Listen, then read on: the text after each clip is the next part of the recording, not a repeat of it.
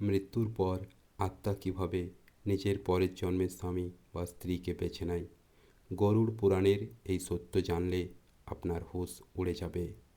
মৃত্যুর পরে এমন কোনো ভয়ঙ্কর অথচ নিখুঁত নিয়ম কাজ করে যা ঠিক করে দেয় পরের জন্মে আপনি কার সঙ্গে সাত পাক ঘুরবেন।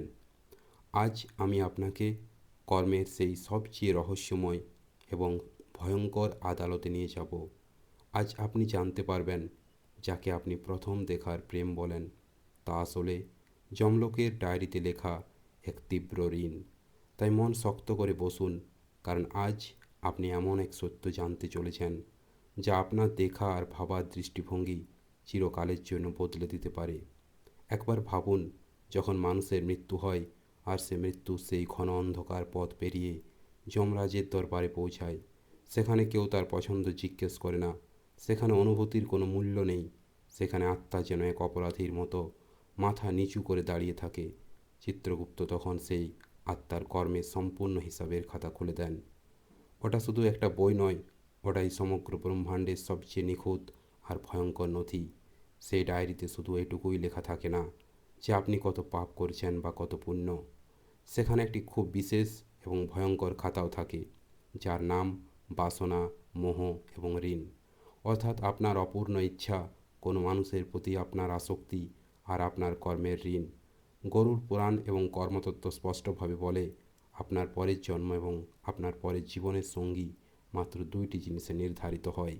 প্রথমত, মৃত্যুর সময় আপনার মনের একেবারে শেষ চিন্তা, আর দ্বিতীয়ত, কোন আত্মার সঙ্গে আপনার কত হিসাব বাকি আছে। এটা একটা উদাহরণ দিয়ে বোঝা যাক। ধরুন এক স্বামী স্ত্রী তাদের জীবন কাটাচ্ছেন। স্বামী তার স্ত্রীকে খুব ভালোবাসে, সে তার স্ত্রী ছাড়া এক মুহূর্তও থাকতে পারে না। সে সবসময় শুধু তার কথাই ভাবে, তার ছোট বড় সব প্রয়োজন পূরণ করে। হঠাৎ একদিন ভয়াবহ দুর্ঘটনায় সেই স্বামীর মৃত্যু হয়ে যায়। যখন সে মারা যাচ্ছে, যখন তার শ্বাস ভেঙে আসছে, যখন চোখের সামনে অন্ধকার নেমে আসছে, তখন ভগবানের কথা মনে করার বদলে তার মন স্ত্রীর মোহেই আটকে থাকে। যন্ত্রণার মধ্যেও সে শুধু এই কথাই ভাবছে, আমি চলে গেলে আমার স্ত্রীর কী হবে। আমি তাকে একা রেখে যেতে চাই না, আমি শুধু তার সঙ্গেই থাকতে চাই। আর ঠিক সেখানেই, সেই শেষ সেকেন্ডে, সেই আত্মার পরের জন্মের সফটওয়্যার যেন চিরদিনের জন্য স্থির হয়ে যায়। আমাদের শাস্ত্রে একটা অটল নিয়ম আছে, অন্তমতি স্বাগতি। অর্থাৎ মানুষ মৃত্যুর সময় যে জিনিসে বা যে মানুষের মধ্যে সবচেয়ে বেশি আটকে থাকে, প্রকৃতি তাকে পরের বার আবার তার কাছেই পাঠিয়ে দেয়। এখন আপনি ভাবতে পারেন, এ তো খুব ভালো কথা, সেই স্বামী পরের জন্মে আবার এক সুন্দর যুবক হয়ে জন্মাবে আর সেই স্ত্রী কাছেই ফিরে আসবে, তাদের প্রেম কাহিনী আবার শুরু হবে। কিন্তু গরুড় পুরাণের কথা এত সরল বা রোমান্টিক নয়। প্রকৃতি আপনাকে সেই মানুষের কাছে ফিরিয়ে দেবে ঠিকই, কিন্তু কোনো রূপে ফিরিয়ে দেবে সেটা আপনার পছন্দ নয়। সেটা ঠিক করবে আপনার সারা জীবনের কর্ম। যদি সেই স্বামী জীবনে পাপ করে থাকে, অসৎ কাজ করে থাকে, অথবা স্ত্রীর মোহে পড়ে নিজের বৃদ্ধ বাবা মাকে কাঁদিয়ে থাকে, কোনো গরিবের অধিকার কেড়ে নিয়ে থাকে, তাহলে তার আত্মা মানুষের জন্ম নাও পেতে পারে। কারণ মানুষের জন্ম শুধু বড় পুণ্যের ফলেই মেলে। এমনও হতে পারে পরের জন্মে সে আত্মা একটি কুকুর, একটি বিড়াল বা অন্য কোনো পোষা প্রাণী হয়ে সেই স্ত্রীর বাড়িতে জন্ম নিল। সেই স্ত্রী সেই প্রাণীটিকে খুব ভালোবাসবে, নিজের বিছানায় শোয়াবে, নিজের হাতে খেতে দেবে। যে মোহ সেই স্বামীকে আবার ফিরিয়ে এনেছিল তা যেন পূর্ণ হবে। আত্মা সে একই ঘরে থাকবে, কিন্তু তাদের মানুষের মতো সাত জন্মের সঙ্গ, স্বামী স্ত্রীর সে সম্পর্ক চিরকালের জন্য ছাই হয়ে যাবে। আত্মা সেই মানুষটার কাছেই আছে, সে তাকে দেখছে, সে তাকে অনুভব করছে, কিন্তু এখন সে নিজের সেই সঙ্গীকে কিছুই বলতে পারে না। সে বলতে পারে না, আমি সেই মানুষটাই যার জন্য তুমি আজও কাঁদো। এটাই মোহের সবচেয়ে যন্ত্রণাদায়ক শাস্তি। আপনি সব কিছু দেখতে পারবেন, কিন্তু কিছুই করতে পারবেন না। কিন্তু এর পরের সত্যটা আরও ভারী, আরও ভয়ঙ্কর। এবার এর দ্বিতীয় এবং সবচেয়ে ভীতিকর দিকটা শুনুন, যা জানা খুবই জরুরি তাদের জন্য যাদের দাম্পত্য জীবনে প্রতিদিন ঝগড়া বিবাদ হয়, যারা নিজেদের সম্পর্কের মধ্যে দম বন্ধ হয়ে বেঁচে আছেন। অনেক ঘরে স্বামী স্ত্রী একে অপরকে ভীষণ ঘৃণা করে, তারা একে অপরকে গালাগালি দেয়, তিরস্কার করে, মারধর পর্যন্ত করে, বা বছরের পর বছর আদালতের চক্কর কাটে। তারা দিনরাত ভগবানের কাছে শুধু এটুকুই চায়, কোনোভাবে যেন এই মানুষটার হাত থেকে আমি মুক্তি পাই। আমি এর মুখও দেখতে চাই না। কিন্তু যখন তাদের মধ্যে কারো মৃত্যু হয়, তখন মৃত্যুর মুহূর্ত তার মনে কি থাকে? সে কি ভগবানের নাম নিতে পারে? না। তার মনে থাকে সে মানুষটার প্রতি গভীর ঘৃণা।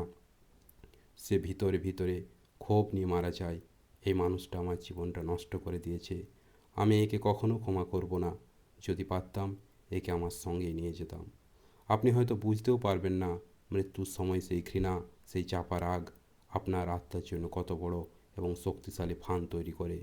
গরুড় পুরাণ এর কর্মতত্ত্ব অনুযায়ী ঘৃণার চুম্বক ভালোবাসার চুম্বকের চেয়ে হাজার গুণ বেশি শক্তিশালী।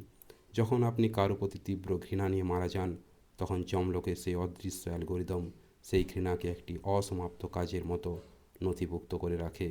নিয়ম বলে, যতক্ষণ না সেই ঘৃণা পুরোপুরি শেষ হয়, যতক্ষণ না দুই আত্মা একে অপরকে সম্পূর্ণভাবে ক্ষমা করে, ততক্ষণ তাদের বারবার জন্ম নিয়ে আবার একে অপরের সামনে আসতে হবে। তারপর যখন পরের জন্মের সময় আসে, তখন সেই দুই আত্মাকে আবার পৃথিবীতে পাঠানো হয়। তারা আলাদা শহরে আলাদা পরিবারে জন্মায়। তাদের আগের জন্মের কিছুই মনে থাকে না। তারা বড় হয়, নিজেদের জীবন কাটায়, আর একদিন হঠাৎ কোনো কলেজের ক্যান্টিনে, অফিসের মিটিংয়ে বা কোনো বিয়ের সম্পর্কের মাধ্যমে তারা আবার একে অপরের সামনে এসে দাঁড়ায়। যাকে আজকের পৃথিবী বলে প্রথম দেখার প্রেম, লাভ এট ফার্স্ট সাইট।